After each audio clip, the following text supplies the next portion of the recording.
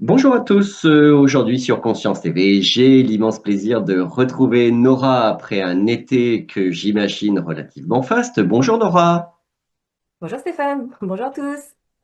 Alors, on va reprendre notre cycle d'émissions, mais cette fois on va se projeter sur un sujet quelque peu différent, puisque nous allons aborder le cycle des saisons en 8 étapes, notamment les saisons miroirs de nos cycles intérieurs. Alors, une petite question de ma part, Nora, pourquoi est-ce important de s'accorder avec les passages des saisons et comment vis-tu à ta manière cette alliance entre l'humain, la terre et le sacré?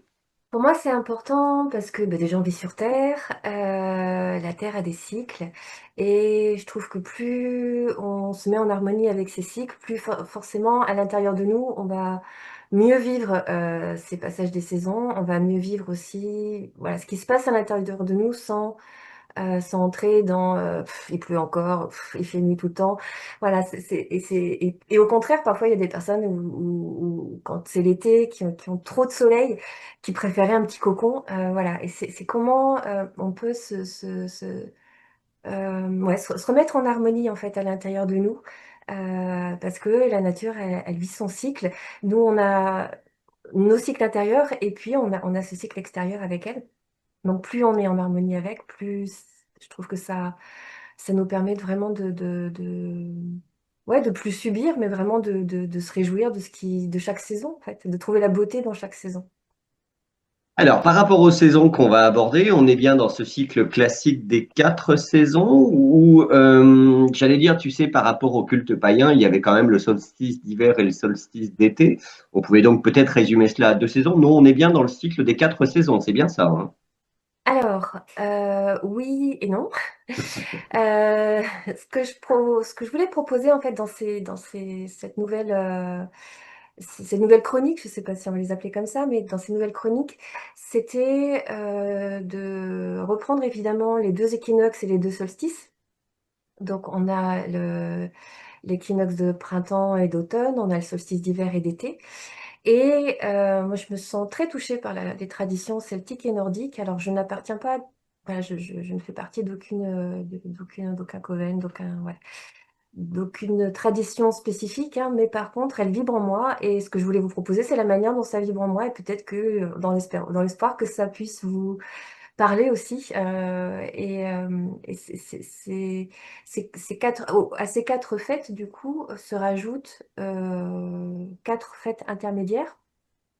La première, en fait, le premier de l'an dans les traditions celtiques et nordiques, on est sur ce qui est connu aujourd'hui sous le nom d'Halloween, alors qui n'est pas, aujourd'hui évidemment c'est une fête américaine qui a débarqué en France avec beaucoup de sucre, mais à l'origine on était vraiment sur une tradition celtique, nordique, et c'était comme un premier de l'an, parce que dans ces traditions-là, le jour commence au moment du crépuscule en fait, et l'année c'est la même chose, c'est-à-dire au moment où la diminution du temps de jour est la plus importante, c'est la période de Samhain, qui se prononce Samhain, hein, mais je risque, je vais dire Samhain, parce que ce qu'on lit en français. Euh, au moment de cette période-là, c'est le moment où on va descendre le plus en profondeur, en fait, pour aller chercher quelque chose en nous qui va émerger après au printemps. Et ce premier de l'an, donc, c'est le début de l'année celtique, de l'année nordique et de l'année intérieure un petit peu aussi. Dans la nature, c'est le moment où les arbres voilà, reprennent toute leur énergie et il se passe plein de choses en fait pendant tout ce temps-là aussi. Et pour eux, parce qu'il y a tout un tas de préparations, même de réparations, pour pouvoir se préparer une fois que la saison froide et que le gel sera passé pour pouvoir voilà, réémerger et s'ouvrir. La deuxième fête correspond au solstice d'hiver, donc au 21 décembre. Alors je dis 21 décembre, c'est pour l'hémisphère nord, évidemment, c'est le 21-22 mars pour l'hémisphère, 21 juin pour l'hémisphère sud.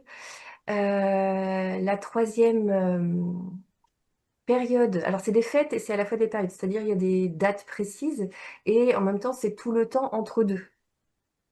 La troisième période des fêtes, c'est Imbolc, qui correspond chez nous à la Chandeleur. donc au 1er février, la fête des crêpes. La quatrième, on est sur l'équinoxe de printemps. La cinquième sur Beltane, qui est le 1er mai. La sixième sur le solstice d'été, donc au 21 juin à peu près.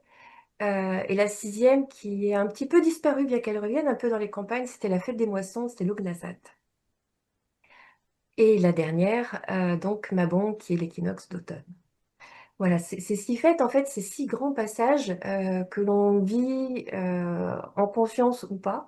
Mais de toute façon, la nature, elle vit des cycles en fait. Et il y a des étapes vraiment qu'on peut observer à ces 8 grands stades. Donc oui, il y a les 4 fêtes solaires, effectivement, des solstices et des équinoxes. Et les autres sont plus des fêtes lunaires en fait. Qui étaient célébrées plus généralement aux nouvelles lunes, aux pleines lunes, pardon. Alors, notre calendrier actuel les a fixés à des dates, pour simplifier, mais à la base, c'était des fêtes lunaires. Pour reprendre un petit peu ton propos précédent, si j'ai bien compris ce que tu as expliqué, Halloween finalement a été exporté aux États-Unis, qui est revenu importé des États-Unis, quoi, c'est ça? C'est ça. C'est bien ce que j'avais Elle compris. est, elle est partie, elle est revenue, un petit peu modifiée. On a gardé, on en parlera dans une autre vidéo, mais on a gardé effectivement un tout petit bout qui a été déployé très très différemment, mais oui, oui, oui, ça vient de chez nous. Et il me semble qu'il y avait une étymologie pour Halloween celtique qui signifiait alors All Owen et qui signifiait tous les saints ou tous les dieux. Alors je ne sais pas si on peut parler de saints ou voilà. Je me trompe peut-être. Hein, je ne sais pas si tu le sais. Oui, oui, on en reparle dans la vidéo de Savaigne, mais oui, oui, tout à O- fait, il se passe plein de choses. Il y a Ok. des correspondances, effectivement. Alors je voudrais te poser une question. De quelle manière vas-tu aborder chacune de ces saisons? Ce sera plutôt dans la compréhension ou dans l'expérience intérieure dans une méditation?